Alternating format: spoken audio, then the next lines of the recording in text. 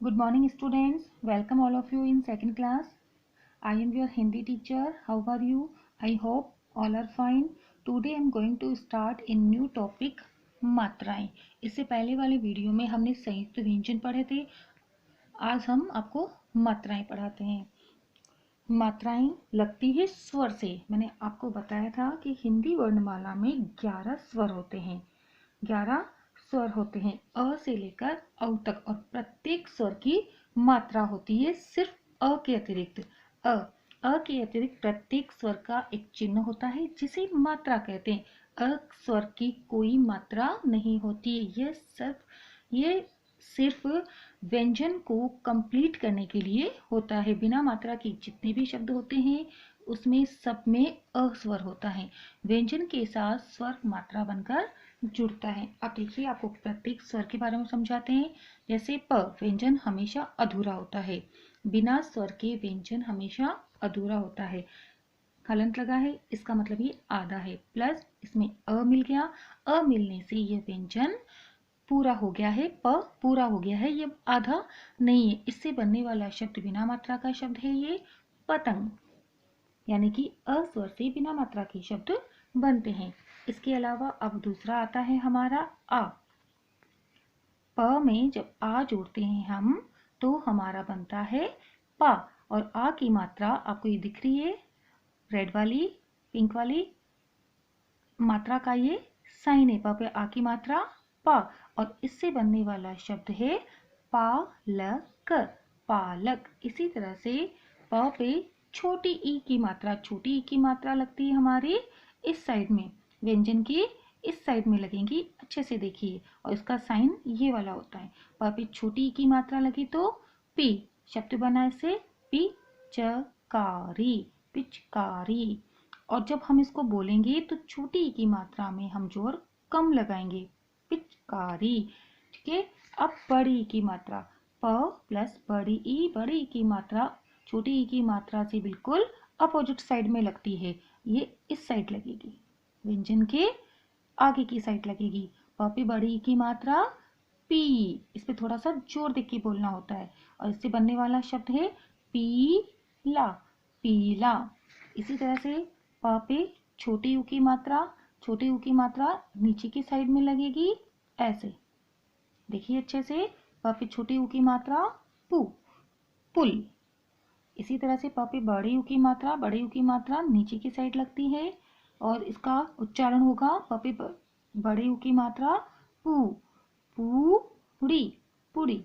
इसी तरह से री की मात्रा, प पे री की मात्रा प्री, पृथ्वी, पृथ्वी. इसी तरह से प पर ए की मात्रा, ये देखिए ऊपर, ऊपर व्यंजन के ऊपर एक मात्रा लगती है. प पर ए की मात्रा पे. इससे बनने वाला शब्द है हमारा पेड़.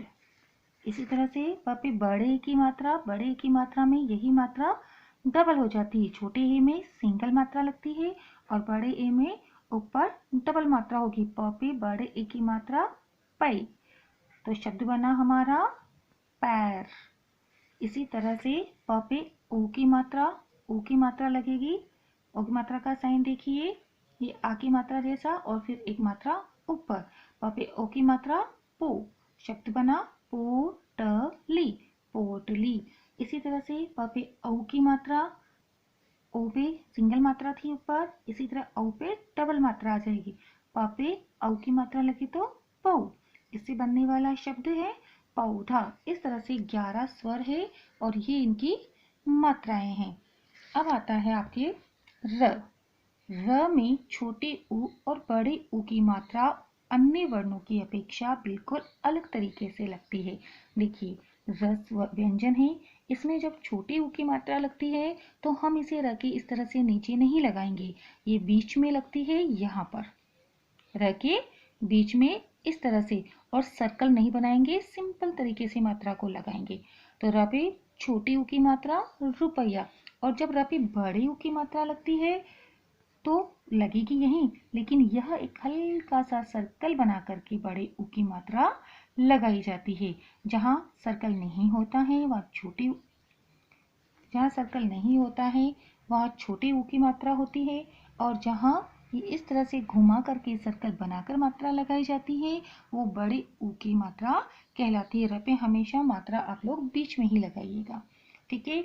इसके अलावा मात्राओं के अतिरिक्त अंग, अह का भी व्यंजन के साथ चिन्ह रूप में होता है। ये चीजें मैं आपको पहले वाले वीडियो में भी बता चुकी हूँ।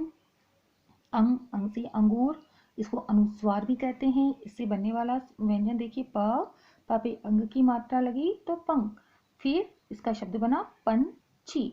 इसी तरह से प पे अंग, इसको चंद्र बिंदु की मात्रा भी बोलते हैं या अनुनासिक भी बोलते हैं। प पे अनुनासिक की मात्रा लगी तो पंग, पंखुड़ी।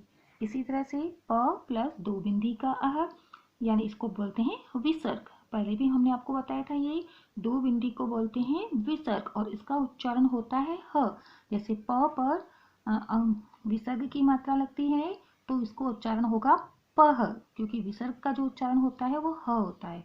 तो प पर विसर्ग की मात्रा लगी तो पह। तो आपको समझ में आ गया होगा स्वरों की ये सारी मात्राएं हैं। अब आपको आज क्या करके लाना है वो देखिए। आज का होमवर्क समझ लीजिए। सबसे पहले आप लिखेंगे पार्ट 4 मात्राएं, आज की डेट मेंशन करेंगे, SW मेंशन करेंगे, और ये जो मैंने फॉर्मेट बनाया है आपको इसी तरह के फॉर्मेट को अपनी कॉपी में राइट डाउन करना है। निम्न मात्राओं के दो दो शब्द लिखिए। ये है हमारे सारे 11 स्वर आ गए पूरे। इसके बाद इनकी मात्राओं के चिन्ह हैं और एक एक शब्द मैंने इनके लिखे हैं और एक एक शब्द आपको लिखना है। जैसे अ स्वर की कोई मात्रा नहीं होती, इसकी मात्रा चिन्ह नहीं होता है। इससे बनने वाला शब्द है जैसे बिना मात्रा का शब्द टब। इसी तरह का एक शब्द आप लिखेंगे यहाँ पर, और इसे जैसे आ की मात्रा का चिन्ह और इसका शब्द बनाया नाम, एक शब्द आप बनाएंगे। इसी तरह से सभी मात्राओं के मैंने चिन्ह लिखे हैं और एक एक शब्द बनाए और एक एक शब्द आपको लिखना है। Thank you, have a nice day.